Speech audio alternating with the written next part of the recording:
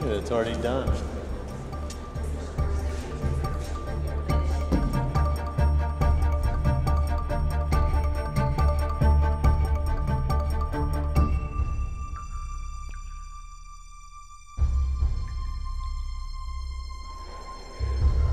This is a shorter wall. Yeah. And these are two paintings that are shorter paintings. And I think that they I have both no sort of internal sense of how something should look next to something else of mine, so I leave it up to Mary. Does everyone have gloves on? Yeah, okay. Let's start to move the paintings.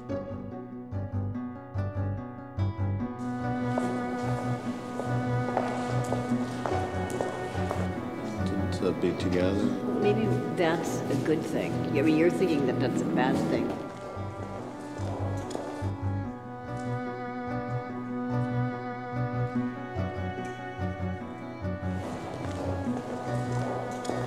Why don't we try moving this one and this one?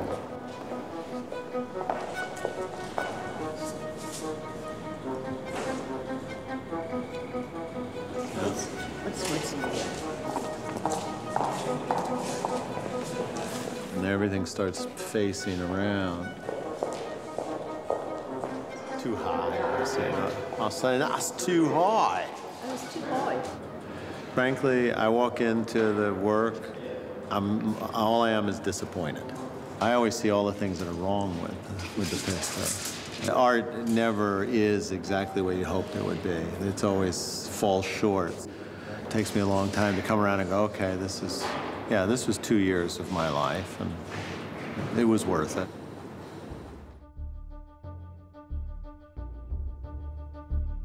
I think that the early paintings, the ones that he became most famous for and was labeled the bad boy of American painting, was that famous show in which Bad Boy appeared, and Birthday Boy, and The Sleepwalker, the painting of the young boy masturbating, kind of asleep in a wading pool. These were paintings that really focused on that sense of anxiety in growing up, these kind of fraught emotional moments that are transitional moments between a certain sense of being young and gaining experience. What distinguishes his art from other figurative art certainly is this deep interest in the psychological state. I would set up paintings where sexuality would be the kind of currency of exchange. There would be some tension that was ignited between people in there trying to come together or trying to separate. You're wondering, Birthday Boy, what could that possibly mean? What has been the gift? What is the relationship between these two characters? Is that boy sexually involved with that woman who probably is his mother? And so that painting is just loaded with tension because it tells us things we don't want to know. And I think Eric was brilliant at kind of hitting the nerve, the hot point that explicated those particular issues and made people very uncomfortable. It's like Bad Boy grows up. Mm-hmm. It's like a mature version of Bad Boy. Bad Boy gets it. But this wasn't supposed to be X-rated. Although people like Eric's work because they like its edginess, there's also an issue where they don't want it to be too edgy, so that nudity is always an issue, particularly with museums. I think this is the most beautiful painting. It's certainly the most beautifully painted painting.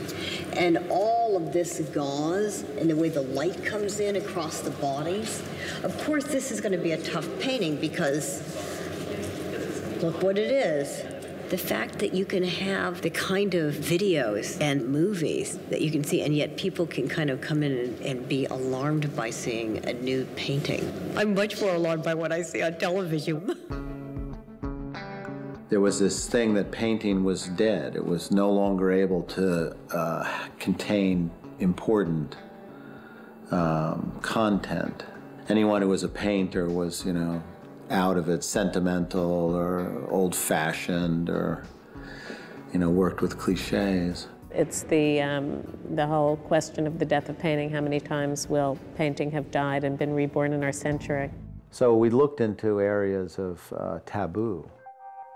To this day, I find Daddy's Girl, which is the painting of the older man naked, holding a young girl, and they're alone, it's a kind of a loaded painting because it suggests it's so much. He comes out of a really strong American tradition of realism coming through Eakins and Hopper.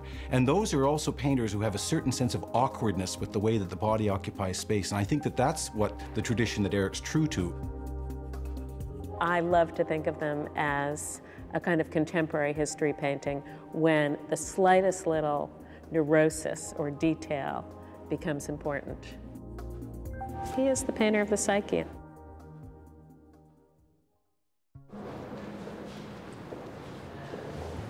I think that they're probably people who just met. They definitely met at a bar. They work for companies that were at like the same type of party. Architects or lawyers. They seem like they're partly from memory, so maybe they're people he knows. People say, you know, these people are so real, how did you get them to do this? You know, it's like, I'm happy to hear that, even though it's not true. They both maybe had a little bit too much to drink. She went back to his apartment. Crazy one-night stand. Spent the whole night drinking. He left his socks on. And she's waking up the next day and being like, what am I doing here?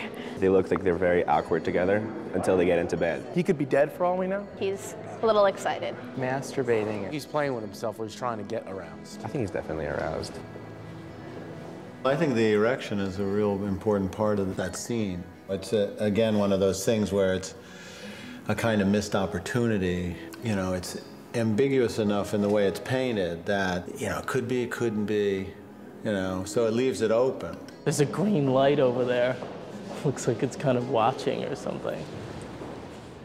Krefeld Museum is a city-owned museum in Krefeld, Germany, that has, you know, a main sort of museum building in the town, but also happens to own these two Mies van der Rohe houses. So when they asked me if I would be interested in showing there, they asked me what I would propose to do. And I said, well, you know, they were houses, so I'll turn one of them back into a house. You know, I'll furnish it, and I'll hire a couple of actors, and I'll take a bunch of photographs as though these people lived in this house. And then I'll go home and I'll make paintings. He's now found a huge story he's telling about these two people and how they live in this house, even though the entire thing is a fiction. Right from the plane, I had to go to this furniture store that had agreed to loan furniture for 4 days. I'll take that and that and that and that and that and that and that and that, you know, and with no sense of what it would look like together. We put out a casting call in Germany, and I was just looking for looks. I liked him because he had a kind of big, strapping male presence, and you know, and he seemed clean cut. And then she I liked because she had this kind of androgynous glamour, kind of a gamine glamour to her. It was, she was very feminine and boyish at the same time. Everything that they do in their house, from eat at the dining room table to make love in the bedroom, all of those episodes are carried through that project. So I'm taking still photographs, so it's not like I'm recording sound, dialogue, it's not moving in that way. All I'm doing is looking for body language, certain kinds of tensions, you know, and things that I can work off of. It doesn't matter to me that in the Krefeld project that these are actors. Afterwards, when I leave the gallery, I think, oh yeah, Eric hired those people. He took 2,000 photographs of them. They moved the furniture in, and then when they shut the show down, they moved the furniture out. So the whole thing is a fiction. But there's a tremendous truth in that story that he's telling, even though they're actors in a museum. And the truth is the truth of how we are together as human beings, man and woman. And it's a very profound show.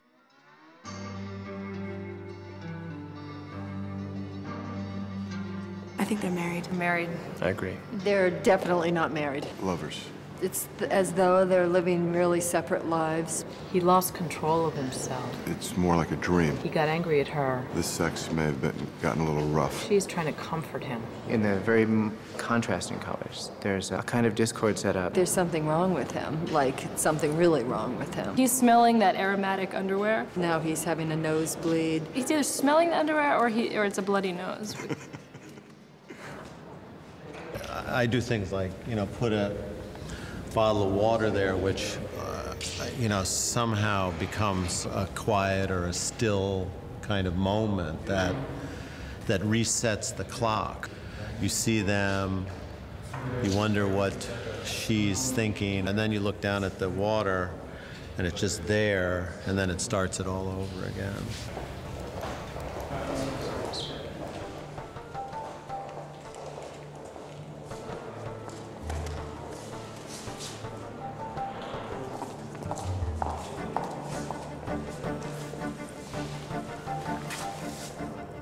I shot these 2 actors in Germany.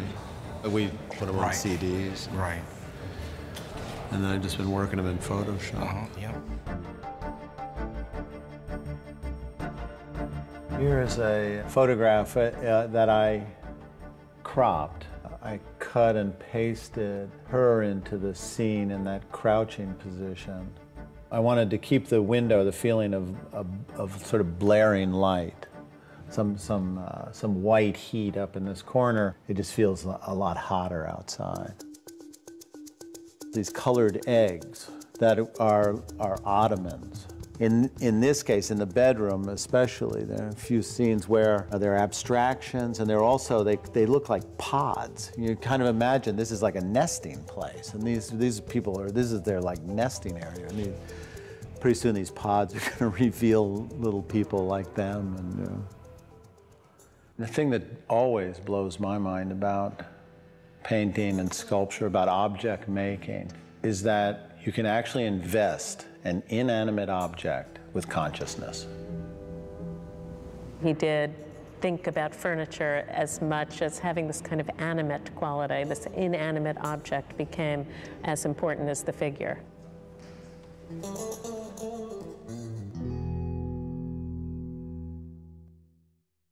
Right now we're living out on the Long Island, so we're working out there. I'm 57 years old, and what stimulated me about New York and about the art world, it has changed quite a bit as I've matured. You know, I don't need as much from the city as I used to. They talk about the light of Long Island, and it's something that is quite special, quite unique to this area. Our public self is our art, and so it made a kind of sense that that's the first thing people encounter when they come here is the studios, and that, you know, then we have this private life which exists in the back behind all of that stuff. April is Eric's wife, who's herself a distinguished painter, a landscape painter. It's always been problematic to be with another artist, and it's always been so wonderful and satisfying at the same time. Our work is very different, but we both do work that's essentially realistic, naturalistic. It's manipulated, you know, we're both like reality manipulators. The space and light that I've always liked to deal with has always been landscape and people less. And he's always been like, you know, the psychological drama. Don't you remember that? Like, we met at the Nova Scotia College of Art and Design. When he did come up to me in my studio, he started talking to me, and he was expressing a kind of interest, I guess, in me, but it manifested itself by making veiled insults about what I was doing. And I thought, what a jerk. You know, and then I didn't talk to him for a couple of months, so.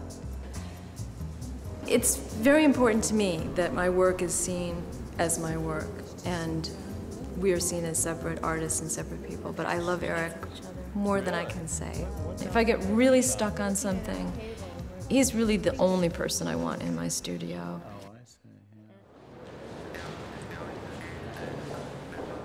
I think it's a tent around the bed. They're maybe like in India or something, like somewhere with bugs. It's kind of jarring. He's in a dream. He's looking through a bubble. Decadent and sensual. And something big happened, you know, infidelity. They're arguing. Actually, I'd never worked with actors before. I have friends who are movie directors, theater directors. So I called him and I would say, you know, how do you talk to actors? Mike Nichols gave me some great advice. We talked about giving them opposing aims, you know, so that there would be some conflict. And we talked about finding an event, deciding what event it was going to be. I had told her to be a wild animal. He starts lifting up the mosquito net. She flew across the bed and smashed him in the face. It's a psychodrama going on right there. It just made me feel kind of like I was, I don't know, peeking into something that I wasn't supposed to see. I think it was last summer when he was working on the work that's in the show at Mary's, and the people, those people in those paintings were like really depressing him in a sense. There were times when the kind of, whatever I thought was going on in this painting that I was painting, this world that I was looking into, was so upsetting to me that I would hate going into the studio. I'd hate sort of going back into their lives. You know, he'd like come out of his studio kind of morose and say, like, I don't know if I want to keep doing these paintings. And I'd sort of say, is there anything on your mind? You know, I'm painting these interior scenes, this couple, and the relationship is like getting worse and worse. You know, the distance between them, the tension between is getting more and more disappointing or unbearable. I know that the paintings were giving him a certain kind of emotional trouble. I'm thinking, what's wrong with me? You know, why do I have such a dark view of the world? You know, why is it that, you know, why can't I make nice paintings or something?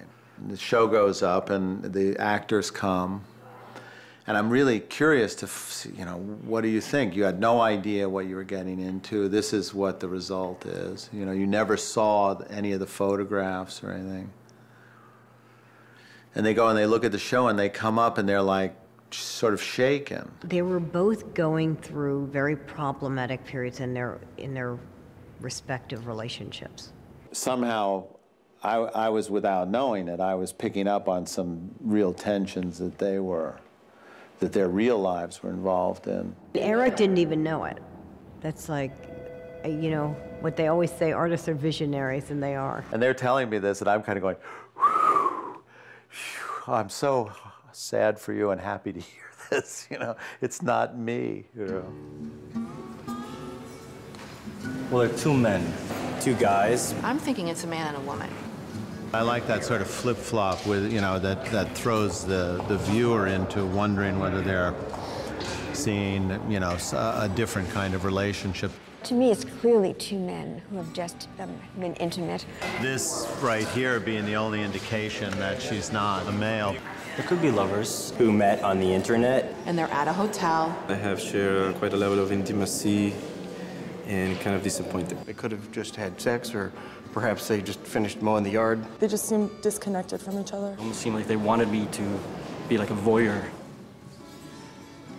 There was never any real sex. If, you know, I should probably make that clear. There was nudity and there was like things leading up to what could be sex, or, you know, there were scenes that I changed in my paintings too. Eric has a very interesting relationship with David Sally, one of his friends, who he's always said that Sally knew how to paint really erotic paintings that shifted towards something that might even be pornographic. And Eric is really quite a bit more narrative and was really painting scenes. My work is more elusive and elusive. David Sally and Eric came of age at the same time. They are contemporaries. They are friends. They both use figuration in their work. They both look to historical styles. The things in my work only matter in the painting. Things in Eric's work matter in the world and in the painting. In Eric's paintings, everyone's always very confused. No one seems to know what the fuck they're doing. He had very easy access to that state of confusion and embarrassment and all those things which most people would banish from their work. Well, he let it in. It was quite radical, really.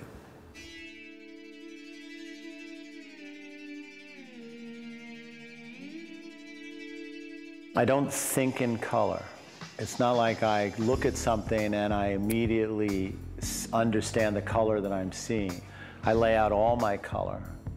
And then as I'm looking at something and I'm mixing it, I'll look at my palette and I'll think, oh, maybe I'll put some of that in there, you know? And it's like it kind of nudges me along in terms of getting the color that I want. We're used to these deep, very tonal paintings in a way. And what I love about some of these is the, you know, the acidy lime green, orange, that sort of high-keyed tonality that is emerging. Oh, it's incredibly wasteful.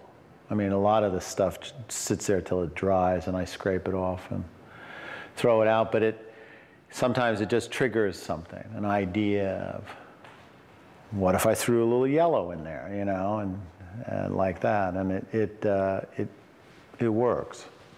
Plus, I think it's beautiful. It's like a candy store.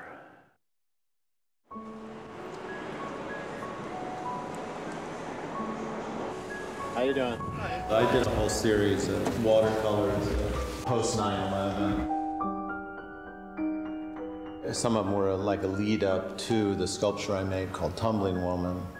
I needed to, on a personal level, try to put some form to the feelings that I had about the tragedy. I also felt like it required something that has a kind of monumentality to it, which sculpture does. The piece was unveiled the night before the anniversary.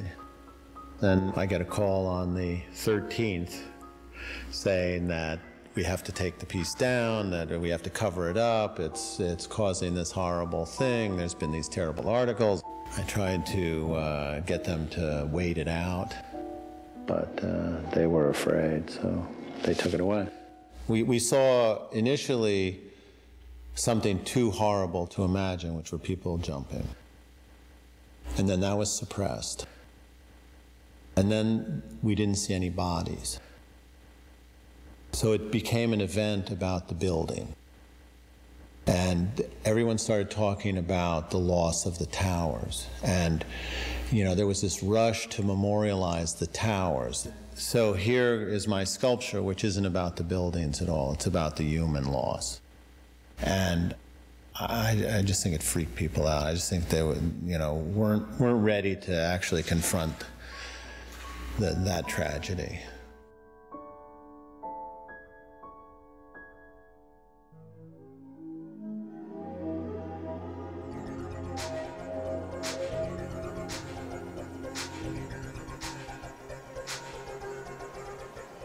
This particular show of these paintings at this moment in time in a Chelsea gallery, at a moment when painting again is in question, but yet being revived in ways that look back to earlier traditions, is very important. I think this will be a very influential show.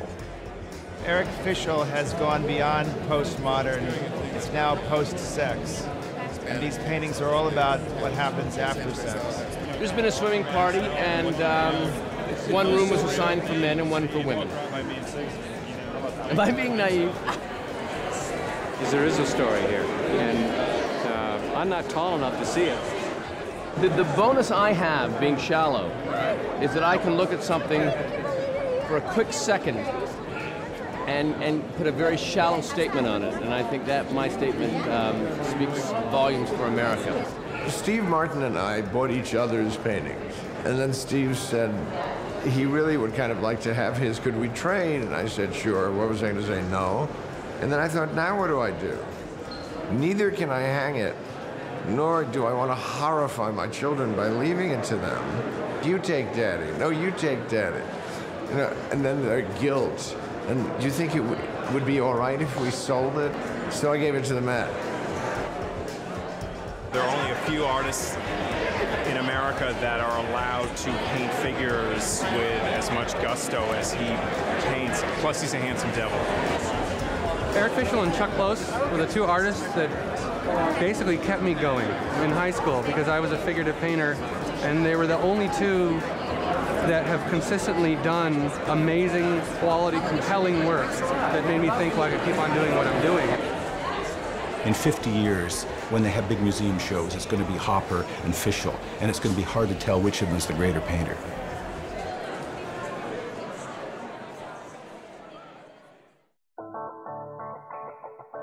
Painting and the tradition of making art is so important to him. It's way more important than money. It's way more important than celebrity status. It's no more important than his friends, but it's the most important thing he does. I figure when Eric goes into his studio, that's when he really, really lives. I'm going to my studio, honey. I'd love to watch him paint. I've got to say that for all the years I've known Eric, I've never seen him work. And I don't know that many people have seen him work. I don't think he does that. I think that my paintings bring me so far into a kind of public exposure of intimacy that I actually just need a private space. There's a point at which, as I've come into the scene far enough that I now begin to paint myself out of it, till I'm finally back where I started, looking at it the way you would look at it. And I'm saying, what's going on here?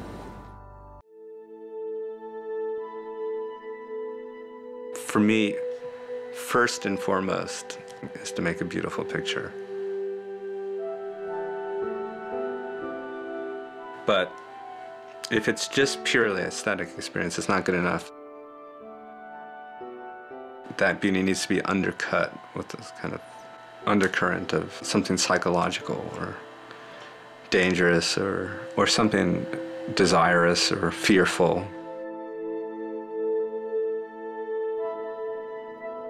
Ultimately, I want it to all become one world upon itself.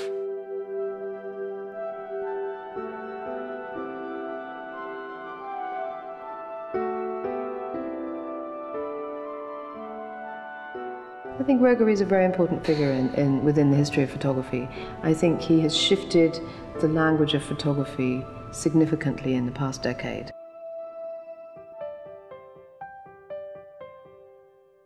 Pharrell Williams here. Hi, I'm Joy Bryant. I'm Eric Ripper. I'm Tom Colicchio. I'm Dr. Frank Lipman, the host of On the Table. The host of Across the Board. Host of Artist Talk. Host of Hooked Up. Host of the show Be Well Week, Be Well Weekend on the Reserve channel. It's only on Reserve. Did you know that you can follow my show on social media sites like Facebook? Follow us on Twitter. If you're a fan of my show, hit the like button. All of the above. Share me with your friends. Treat yourself. Check out a new episode of my show, Hooked Up. And if you want to leave comments, feedbacks, ideas, whatever, love to hear from you. Leave a comment. And if you don't want to miss the show, be sure to subscribe. The one that's like down here, or is it here? Somewhere down here. Thanks for watching the Reserve channel. Only on YouTube. Throw caution to the wind and ask yourself what rules.